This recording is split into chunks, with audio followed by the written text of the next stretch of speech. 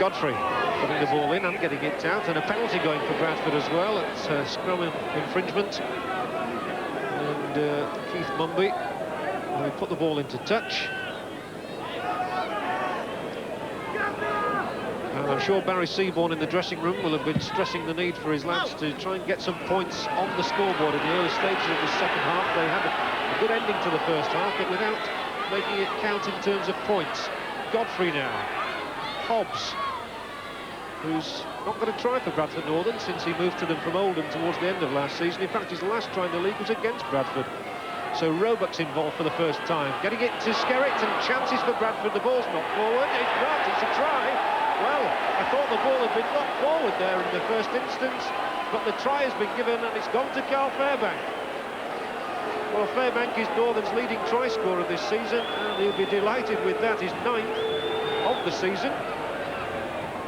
And, well, it couldn't have come at a better time for Bradford. It most certainly couldn't. I mean, they really did want that, and second half substitute, and Hobbs making his first telling one, rather, over for a try. It looked as if it went forward, but it was picked up by Fairbank. The referee didn't say no, trying. Interesting one.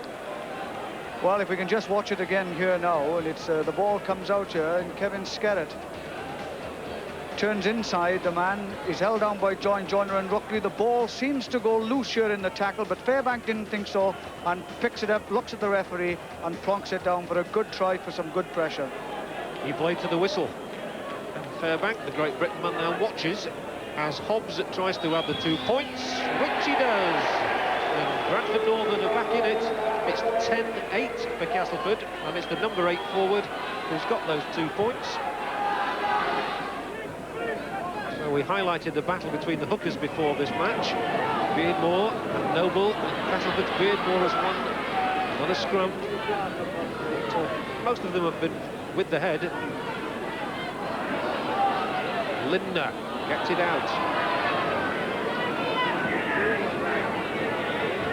Marchant's up there, finds Lindner again, and the penalty offside against Bradford.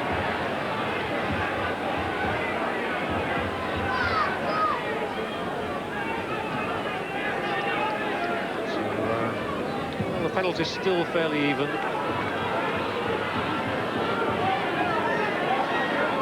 Castleford really needing these points to move up the league table. They're in 9th place at the moment. 5 spots behind Bradford. But I know that Dave Sampson is quite confident that they can move up that table rapidly. They have a match here again on Wednesday night against Wigan. So another big crowd expected. Here's Bob Beardmore, and the ball for Ward, who's always looking for the opening and takes some holding down. Trying to slip it to Jones, who was coming through on the inside. Now Fifita. So the big Tongan, who got Castleford's opening try, still not gone down.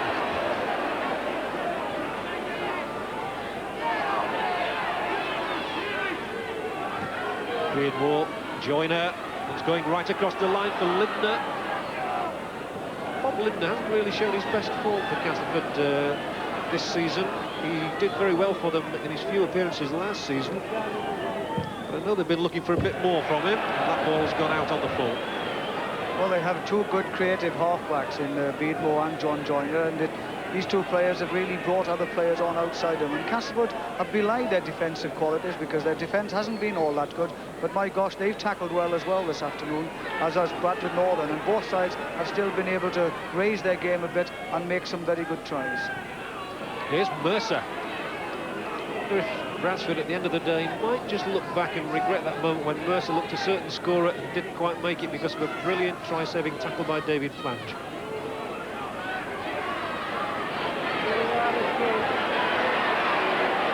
Still Bradford, beautifully slipped for Roger Simpson. Not seen him much this afternoon. He's not had many running chances. He got one there. Beats off Jones's challenge. Roebuck again.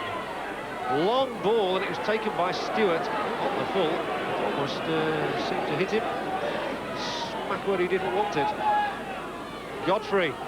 McGowan has got it away to Ford. Here's Phil Ford again.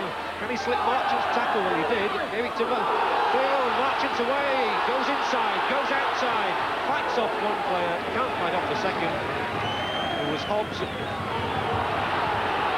And now Ruckley's in the line, Beardmore's there, England's there. Shillitoe's lost the jersey. And the ball continuing to fly through the hands. It was plunged then, and they've got another 6 tackles. It was touched by a Bradford player, all back. So, still they come, and the one Beardmore slipped it to his elder brother by 10 minutes, and he was almost through. What a brilliant pass. Penalty, holding down. Well, I would think the opportunity to have this penalty will give both teams a chance to get their breath back, because it really has been breathtaking.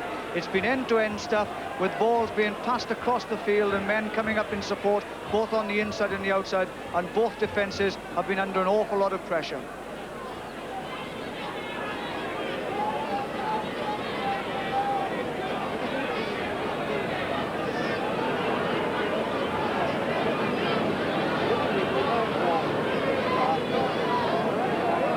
Beardmore has a marvellous record, and well, I'm sure everyone at Castleford would like to remind you of the day he collected 38 points in one match against Barrow here back in March.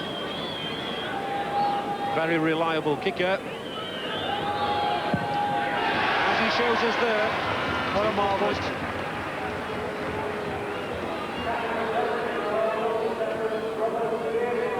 It's 12-8 and 2 important points for Castleford just to stretch the advantage. Very much so, because that now takes it away, takes a little of the pressure off. It means that Bradford have to score, try and convert it. So really it was a good time to have a penalty as far as they were concerned, and takes a little bit of pressure off them. But they still know that they've still got to repel this Bradford attack. Castleford are running it with England.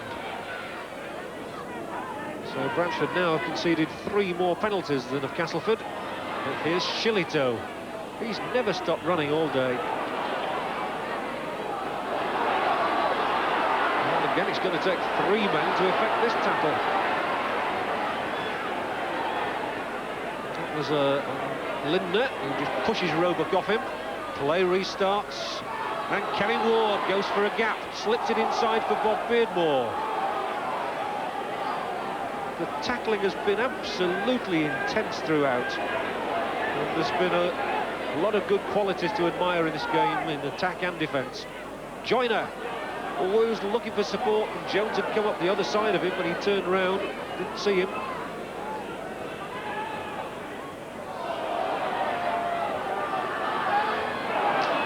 And the ball picked up there, and there's no need for that really, and the referee saw all that, and I think he's off.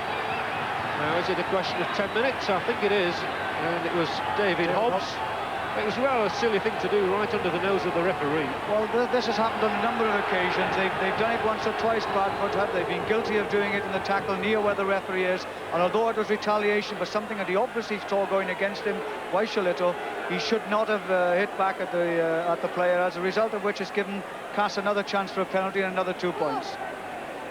Which, if successful, will extend the lead to 6 points. So Hobbs is off, and in fact he won't come back because we've moved inside the last 10 minutes of the game. So the man who's been captaining Bradford today might as well go and have an early bath. Beardmore with the kick. He's just missed one, but by the cheers he's not missed this one, and it's a 6-point advantage that could prove vital. Castleford 14, Bradford Northern 8. Well, sorry, David. He really has been an inspiration as Bob. He's gone around with his brother, and it's good to see that both players working in harness, and they really have matured, these 2 players, and they really do a lot of good things for Castleford. And I imagine that Malcolm Reilly, who knows them better than anybody, must have them very much in his mind for Australia, both brothers. And Kevin Ward, the determination on his face there, was terrific to see. Well, something else in this match that is an innovation is the Stones Bitter Man of the Match award, and he will be, whoever that man is, will be receiving a trophy and £100 at the end of this game. And without asking David Watkins to give away any secrets, I would imagine, David, as you're nominating the man, there are a few candidates. Well, there are. You have John Joyner, the old head, and I say that in a nice way, but he has great vision, this John, and Mumby, good defensive qualities, has been around a long time. but he also has been looking to attack at all opportunities. And of course, we've had a fine performance from Shillito, Peter, who's now gone off, and of course Bob and Kevin Beardmore at half-back have had absolutely marvellous games.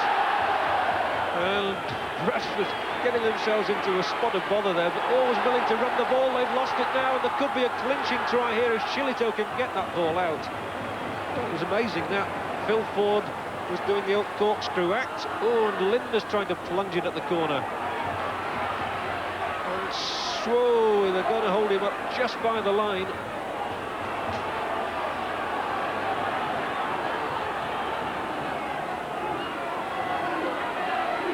Bob Beardmore, Kevin Ward, terrific stuff from Cass, and this is surely the clinching try for David Ruckley. Kevin Ward made the initial plunge, support inevitably from Beardmore and from England, but Ruckley, the try scorer, is in his 6th try of the season, and this is surely the one that kills off Bradford Northern. You just have a look at this now. Here's Bob Beardmore bringing a long ball out, and Kevin goes plunging in, releases the ball just at the right time to England. England to Ruckley on the burst, touchdown for a try under the post. Marvellous rugby league, inevitable. Here we go again. Just look at this. Bob out to brother. Kev, here we are. Ball into Ward, goes through, plunges through the tackle. Not only gets through the tackle, passes out to England. Brings Ruckley on the outside, a fine full back with a fine turn of speed, and crashes over under the post. Fine try. And if this kick goes over, Castleford will be 20 points to 8 in front.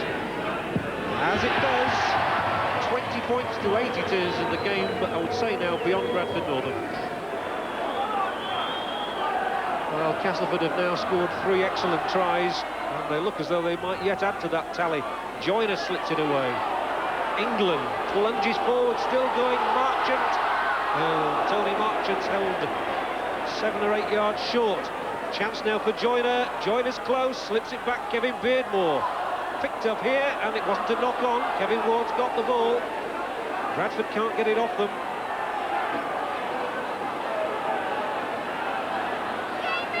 Here's this Kevin Beardmore close to the line, so is Bob Beardmore. The ball goes loose once more, comes off all sorts of arms and legs, and Bradford at long last have it with Gary Mercer. Noble, who's come off very much second best, I think, to Kevin Beardmore today, but never stops foraging. Great inspiration to everybody at Bradford Northern, Noble. And there's Mercer. He's a good runner, Mercer. As soon as he sets off, you can tell he's got good pace. But Bradford, for all that they've held Castleford for long spells in this match, are now definitely second best.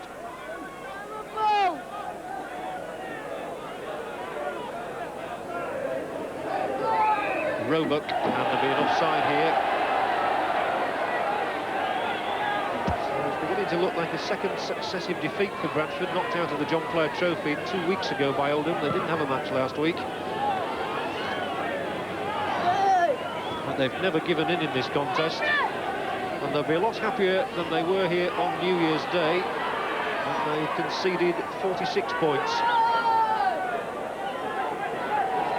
Acting half-back, inevitably Noble. Now Godfrey turns it back inside for Stewart.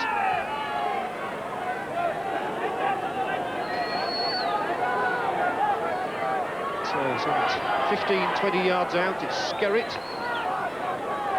Bradford's only 1 try of the game, coming early in this second half.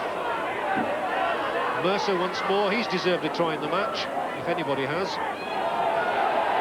And a little bit of argy-bargy, and Bradford are in for a try, and everybody forgot to watch the man there, I think, really, and it's Mercer, and if anybody, as I said, deserves a try, it's Gary Mercer. It most certainly was. He's had a fine turn of pace, he's taken the ball on the burst every time. He was rather unfortunate when Panish caught him from behind, but just look